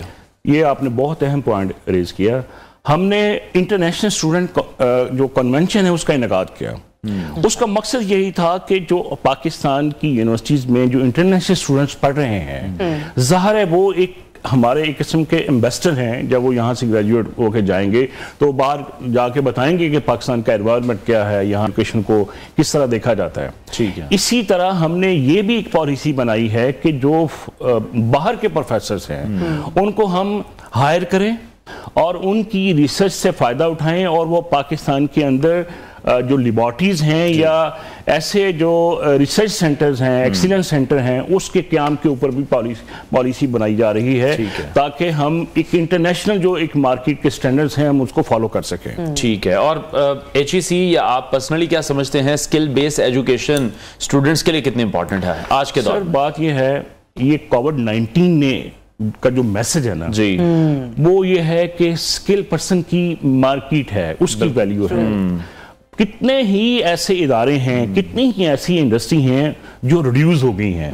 और एक मैसेज क्या है कि स्किल की अहमियत है। मैं अक्सर ये कहा करता हूँ बेटा, चूंकि टीचिंग में मुझे 20 साल हो गए हैं, तो मैं अक्सर ये कहता हूँ बेटा आपने जब इंटरव्यू देने के लिए जाना है तो आपकी जो डिग्री है ना वो आपके इंटरव्यू पैनल ने कहना इसको साइड पे रखो, आप बताओ आप क्या चीज हो। बिल्कुल। अच्छा, उसमें क्या चीज मैटर करती है? आपकी कम्युनिकेशन मैटर करती है, आपकी स्किल्स आइडियाज मैटर करते हैं, आपकी बॉडी लैंग्वेज मैटर करती है। आप एक लीडरशिप वाली जो एक रिफ्लेक्शन है वो आपकी पर्सनालिटी में नजर आनी चाहिए ताकि वो पता चले उस इंटरव्यू लेने वाले पैनल को भी कि यार ये बंदा जो है ना ये हमारे काम का है। दूसरी बात ये है कि अब जो स्किल्स है ना वो अब उसका सब्जेक्ट से भी कोई ताल्लुक नहीं रहा। आपने अक्सर देखा होगा कि जो एक इंजीनियर है वो हमें एंकर पर्सन भी नजर आता है। आप एक मेडिकल जो MBBS डॉक्टर है वो बाद दफा IT का एक्सपर्ट भी नजर आता है। तो लिहाजा अब वो जो कैद है ना वो जो प्रोफेशनलिज्म की हदूदो क़यूद थी वो दुनिया उससे अब निकल गई है। लिहाजा जब तक हम मार्केट की जो नीड है उसके मुताबिक अपनी पर्सनैलिटी को इल्मी तौर पर तैयार नहीं करेंगे, एक बैलेंस पर्सनैलिटी तैयार नहीं करेंगे, हम मार्केट के तकाज़ों को पूरा नहीं कर सकते। ठीक है, बहुत शुक्रिया director coordination Punjab HEC doctor Tanveer Qasim हमारे साथ इन कॉन्वर्सेशन थे। ब्रेक लेते हैं नाज़रीन, ब्रेक के बाद आपको दोबारा ज्वाइन करें। Stay tuned.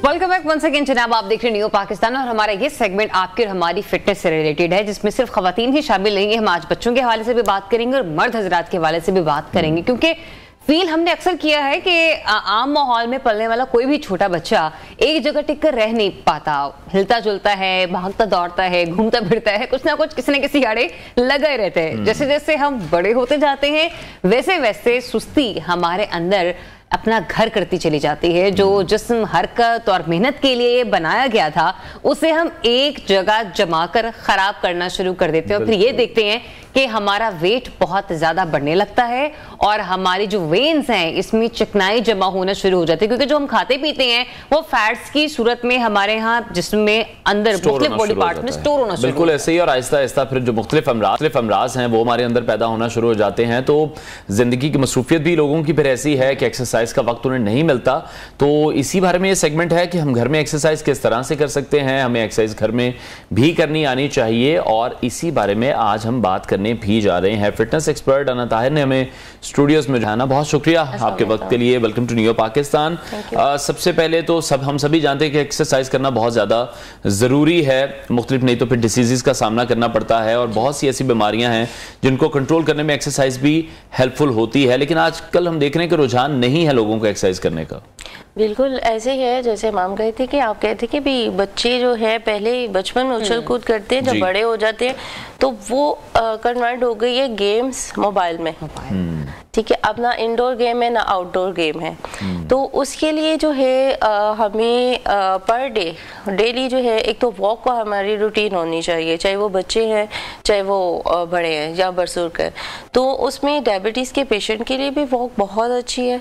ठीक है, और जो फैट को जो है उनकी बॉडी फैट ले रही है उनके लिए भी जो है ना वो बहुत अच्छी है। ठीक है।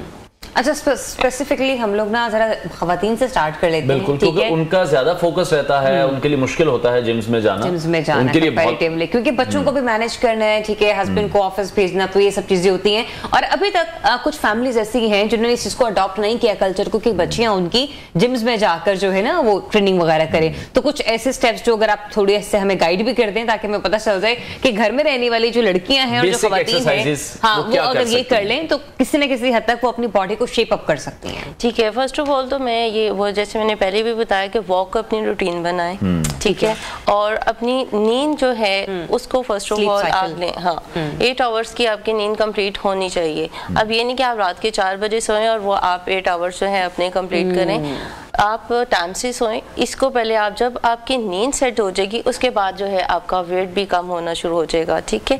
और आपके पास घर में कोई भी कॉर्नर ले लें, आप स्टेयर्स ले लें, उस पर आप स्टेप कर लें, और कुछ स्टेप मैं आपको बताती भी हूँ जो आप डेली बेसिस पे करेंगे तो आपको जो है विद इन 1 मंथ आपकी बॉडी को रिजल्ट शो होने लगेगा। फिर इंतजार क्यों कर रहे हैं हम, प्लीज उसका हमें मिल जाए, जरा लोग भी देख रहे हैं। फर्स्ट ऑफ ऑल आप टो के साथ अपनी बॉडी को वार्म अप शुरू करें, ठीक है।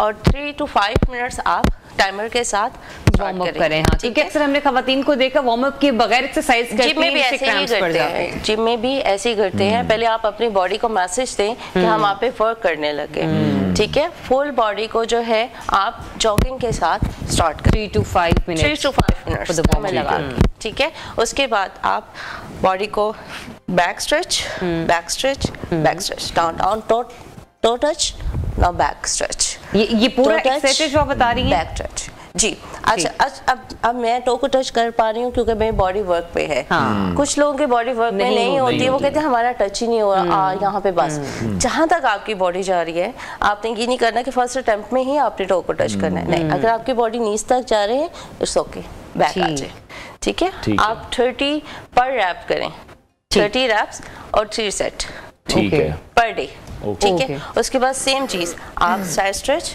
और लव हैंडल्स, सिंपल। ये आपकी बैक की एक्सरसाइज है, ठीक है, ये साइड्स के लिए। उसके बाद आप सेम एंगल्स में साइड क्रॉस स्टार्ट करते हैं। और ये भी मसला आता है डेफिनेटली जब आप एक्सरसाइज या वर्क पे नहीं होते, वर्कआउट नहीं कर रहे होते, तो भी इतनी आसानी से लगते नहीं है। 10 से स्टार्ट कर लें, 10 करें, रेस्ट करें, 30 सेकंड रेस्ट करें, और फिर कुछ लोग कहते हैं हम रेस्ट करके करेंगे। अब ये नहीं कि आप रेस्ट के लिए पूरी एक मूवी देख के फिर आए वापस। बॉडी को जो है आपने मतलब वार्म अप ही रखना है, ठीक है। तो इस पे आपने मोबाइल को तो साइड पे कर देना, ठीक है। लेकिन सबसे ज्यादा हम देखते हैं जो खवातीन का प्रॉब्लम है वो जो लोअर बेली का फैट होता है, वो सबसे ज्यादा स्टबर्न फैट है पूरी बॉडी में।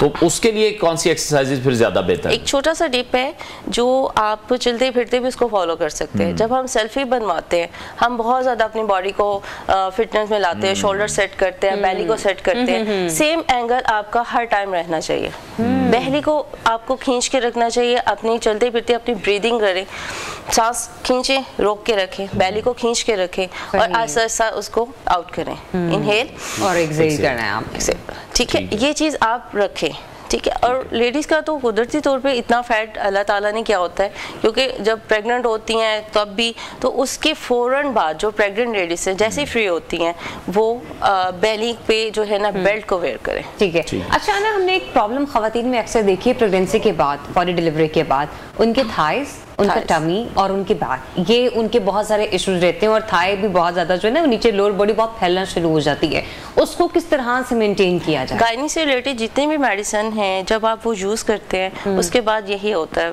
वाटर फैट आ जाता है, ठीक है। वो ठोस फैट नहीं होता, वो वाटर फैट होता है। अच्छा। आपको चाहिए या तो आप जिम को ज्वाइन करें, फौरन जिम को ज्वाइन करें, ठीक है। अगर आप नहीं कर सकते तो अपने घर में ही वार्म अप आप बॉडी को करें और वर्कआउट स्टार्ट करें। और आप इसमें मुझे ये भी बताइए कि जिस तरह से हमने कहा ना कि ये फैट आ जाता है, कुछ ऐसे होते हैं कि खवातीन 6-6 महीने तक सुकून में रहती हैं, उसके बाद जाके या जिम या फिर घर पर वर्कआउट स्टार्ट करती हैं, क्या बेटर फील करती हैं आप कि जब आपकी डिलीवरी हो गई, आप इतना टाइम थोड़ा सा खुद को दे दिया है, उसके बाद आप फौरी तौर पर एक्सरसाइज की तरफ जाएं, वरना ये चीज गहरी हो जाएगी, कितना एक स्टबर्न हो जाएगी आपकी लाइफ में? नॉर्मल डिलीवरी के बाद जैसे आप फ्री होते हैं, ठीक है, वो जो डेज आपके जो भी होते हैं, आप फ्री होते हैं, आप with in 1 month, after 1 month आप जिम ज्वाइन कर लें, ठीक है, उससे पहले आप बेल्ट को वेयर करें, ठीक है। सिजेरियन के जो पेशेंट है वो आफ्टर वो जो स्टिचेस ओपन होते हैं उसके बाद आप डॉक्टर से लेकिन कंसल्ट करके अगर आपके डॉक्टर परमिशन देते हैं तो आप इस चीज़ को करें। लेकिन उस दौरान भी जो मैंने अभी जैसे बताया कि इनहेल रखें और अपने स्टमक को जो है टाइट रखें, तो आप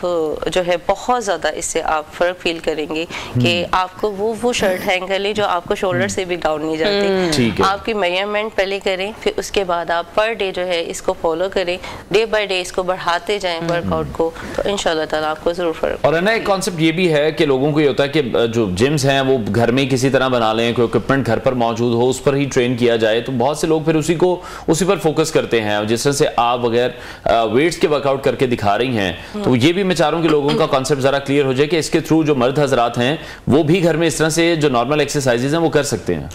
बिल्कुल कर सकते हैं, लेकिन मैं आपको इतना बता दूं कि जो जिम का वर्कआउट है और जो घर का वर्कआउट है जमीन आसमान का फर्क है, ठीक है। हम कार्डियो के साथ वेट ट्रेनिंग को भी लेके चलते हैं। जो वेट ट्रेनिंग है वो हमारी बॉडी को इतना पावरफुल कर देती है कि फैट उसको टच भी नहीं करता, ठीक है। हाँ, शर्त ये है कि आप अपनी जो है डाइट को भी कंट्रोल उसको भी बेहतर रखें, ठीक है। ऐसा नहीं है कि आपने अपना टारगेट अचीव कर लिया और डेली के आप पिज्जे खा रहे, नहीं, आप अपनी डाइट को पोर्शन में लें, ठीक है। और रोटी मेरी डाइट में से कभी भी मैंने अपने किसी भी क्लाइंट को जो है अपनी डाइट में रोटी माइनस नहीं करवाई है, क्योंकि हमारी बॉडी कुदरती तौर पे बनी ही एक गंदम के दाने के लिए, ठीक है। हाँ, उस पे है आप उसके 50 ग्राम जो है प्योर आटे की रोटी लें, व्हाइट आटे की नहीं। आपने अगर आप खाते हैं जी 2 रोटियां खाते हैं, मर्द हजरा मोस्टली 2 ही खाते हैं, वो एक टाइम होता है कि आप 10 मिनट्स में आप अपना डिनर कर लेते हैं, आपने वो एक रोटी को भी 10 मिनट्स में लेके जाना है, ठीक है, क्योंकि आपकी बॉडी की जो क्रेविंग है वो उससे कंप्लीट हो जाए।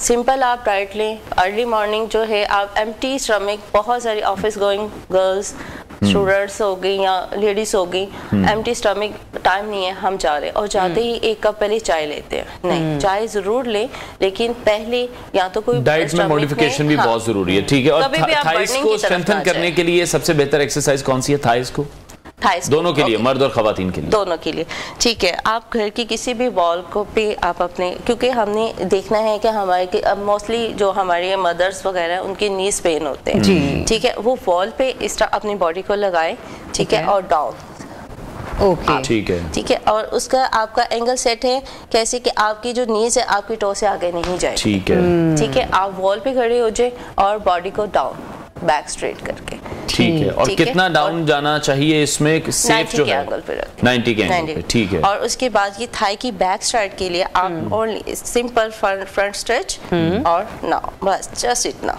जस्ट इतना। आपके अपर साइड पे आपके साइड ओवरऑल थाई को जो है ये स्ट्रेच करता है ये वर्कआउट, ठीक है। टो को नीचे प्रेशर करेंगे, ठीक है। और देखने में लगता है बहुत सिंपल है, लेकिन जब करते हैं तब पता चलता है। मेरी आजकल चल रही है, ये तो माशाल्लाह जिम फ्रीक है मेरे को होस्ट, लेकिन मैंने नई स्टार्ट की है ना, तो मुझे पता है। और मैं कल यही पूछ रही थी कि भाई ये ट्रेनर इतने जालिम क्यों होते हैं? स्टेमिना बिल्डअप करने पर टाइम तो ऑब्वियसली जरूर लगता है। बहुत शुक्रिया फिटनेस एक्सपर्ट अना ताहिर, जिम ज्वाइन करें, ठीक है। अना ताहिर हमारे साथ इन कॉन्वर्सेशन थी। नाज़रीन, प्रोग्राम का वक्त खत्म हुआ है, इंशाल्लाह कल फिर आपसे मुलाकात करेंगे। अपना बहुत सारा ख्याल रखिए, इजाजत दीजिए, अल्लाह हाफिज।